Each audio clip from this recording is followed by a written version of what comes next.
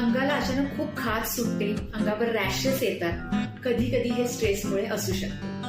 नमस्कार, मी डॉक्टर कल्याणी पाटील आणि mind body series मधला आजचा टॉपिक आहे ॲलर्जिक रॅश किंवा त्वचेला खाज येणे. आपण ह्याला पित्त उठणे असंही सुद्धा म्हणतो, अर्टिकेरिया म्हणतात त्याला. ह्याच्यामध्ये काय होतं की स्किनला खूप जास्त प्रमाणात खाज येते, स्किन लाल होते, खाजवल्यावर कधी कधी त्यासारखी आग होते किंवा तो भाग गरम सुद्धा होतो. बऱ्याचदा हे फूड रिलेटेड ॲलर्जीमुळे होत असतं किंवा मग कॉस्मेटिकची ॲलर्जी असते, स्किन खूप जास्त सेन्सिटिव्ह असते किंवा मग वेदर चेंजेसमुळे सुद्धा हे होत असतं. पण जर यापैकी काहीही ठोस कारण जर नसेल आणि तरीही हा त्रास होत असेल आणि बऱ्याच काळापासून जर हा त्रास होत असेल तर याच्या मागे स्ट्रेस हे कारण असण्याची खूप दाट शक्यता असते. तर जनरली याच्यामध्ये काय असतं की खूप जास्त जोरदार अग्रेसिव्ह भावना असतात, त्या बऱ्याचदा व्यक्त केल्या जातात किंवा व्यक्त केल्याही जात नाही, आणि व्यक्त केल्या तरी त्यामधून तुम्हाला बऱ्याचदा सुटका नसते किंवा त्याचा काही उपयोग होत नसतो. अशा वेळेला हा आजार दिसून येतो किंवा कधी कधी असं असतं की आजार इतर कुठल्या कारणामुळे झालेला असतो, पण स्ट्रेसमुळे जनरली इचिंग वाढत असतं. हे जाणून घेण्यासाठी मी तुमच्याशी 2 केसेस शेअर करेन.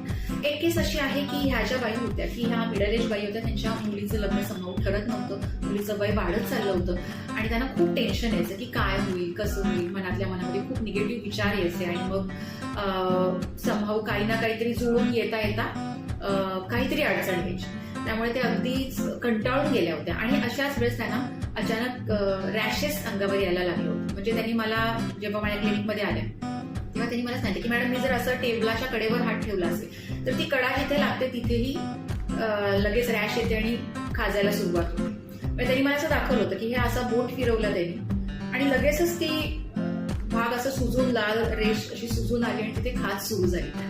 त्यामुळे त्यांना कळायचंच नाही की नक्की कशामुळे होत आहे. ह्याला डर्मोग्राफी असं म्हणतात. त्यांचा हा पूर्ण सिच्युएशनचा विचारात घेऊन आणि त्यांची लक्षणं विचारात घेऊन आम्ही होमिओपॅथिक औषधं त्यांना सुरू केली. होमिओपॅथिक औषधं ही इमोशन्सवर काम करतात आणि त्यांना ते औषध छान लागू पडलं. महिनाभरामध्येच त्यांचा त्रास 90% कमी झाला आणि पुढच्या काही दिवसामध्ये आम्ही त्यांची ट्रीटमेंट बंद सुद्धा केली. दुसरी केस आहे की अतिशय सिव्हिअर अर्टिकेरिया त्यांना होता आणि माझ्याकडे जेव्हा आल्या तेव्हा 10 वर्षापासून त्यांना हा त्रास होता. त्यांची मुलं 2 मुलं जेव्हा टीनेजमध्ये होती तेव्हा त्यांना एक रेअर आजार झाला आणि ज्याच्यामुळे त्यांना त्यांची दृष्टी अधू होत चालली होती आणि त्याचं त्यांना प्रचंड साहजिक आहे, त्यांना खूप टेन्शन होतं की आता मुलांचं माझ्या कसं होतं. माझ्याकडे जेव्हा आल्या त्यावेळेला त्यांची मुलं ही जॉब करण्याच्या वयात होती आणि समोर त्यांना चांगला जॉब मनासारखा मिळत नव्हता, कारण व्हिजन अधू असल्यामुळे त्यांना शिक्षण जरी चांगलं या मुलांनी जिद्दीने पूर्ण केलं होतं तरी त्यांना चांगला जॉब मिळत नव्हता, चांगला पे मिळत नव्हता आणि या आजाराला काहीच उपाय नाही असं त्यांना मोठ्या मोठ्या ऑप्थल्मॉलॉजिस्टनी सुद्धा सांगितलेलं होतं. त्यामुळे त्या अगदीच हताश झाल्या होत्या की आता काय करायचं. या सगळ्या सिच्युएशनचा विचार करून आम्ही त्यांना औषध सिलेक्ट केलं होतं. पहिल्या आठवड्यामध्ये त्यांना 30% फरक आला, कारण त्यांना ज्या रॅशेस यायच्या त्या डेली यायच्या आणि पूर्ण अंगाला खाज यायची. म्हणजे इतकी सिव्हिअर होती की त्या कधी कधी कंगवा घेऊन खाजवायच्या, त्यांचं समाधानच व्हायचं नाही. त्यांची ट्रीटमेंट आम्ही 4 महिने लागले. 4 महिन्यामध्ये पूर्णपणे त्या बऱ्या झाल्या. तर तुमच्याही माहितीमध्ये असा कोणाला क्रॉनिक स्किनचा आजार असेल तर त्यांच्याबरोबर हा व्हिडिओ जरूर शेअर करा किंवा खाली दिलेल्या नंबरवर तुम्ही मला कॉन्टॅक्ट करू शकता. पुन्हा भेटूया नवीन व्हिडिओमध्ये नवीन टॉपिक. धन्यवाद.